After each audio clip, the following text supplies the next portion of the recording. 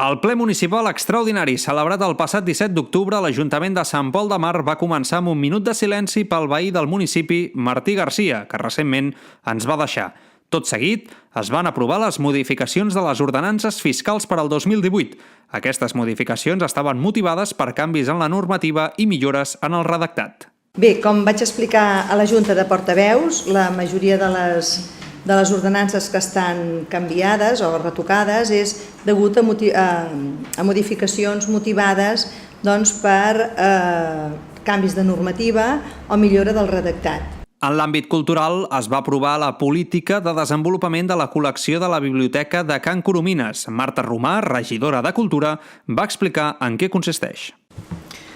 Bé, aquest pla, cada any es fa un pla amb la biblioteca, però aquest parla de qui és el tant per cent de llibres que es compra del fons de llibres, quin tant per cent compra l'Ajuntament, quin tant per cent ve de la Diputació i el tant per cent que ve de donacions particulars.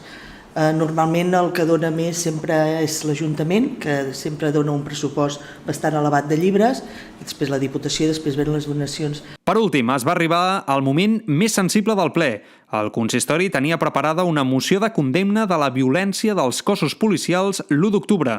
L'ingrés a presó sense fiança, acusats de sedició dels presidents d'Òmnium Cultural i l'Assemblea Nacional Catalana, Jordi Cuixart i Jordi Sánchez, va fer que s'incloguessin en la moció demanant el seu alliberament immediat. El diumenge 1 d'octubre del 2017 passarà a la història a Catalunya per la vergonya d'un estat espanyol repressor que ha exercit una dura violència davant d'uns ciutadans absolutament indefensos.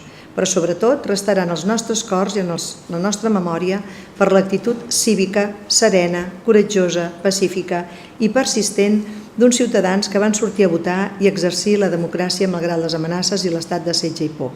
En aquesta mateixa moció de condemna també es van declarar persones non grates a Sant Pol de Mar el delegat del govern espanyol, Enric Millo, el vicesecretari de Comunicació del Partit Popular, Pablo Casado, i el líder del mateix partit a Catalunya, Xavier García Albiol.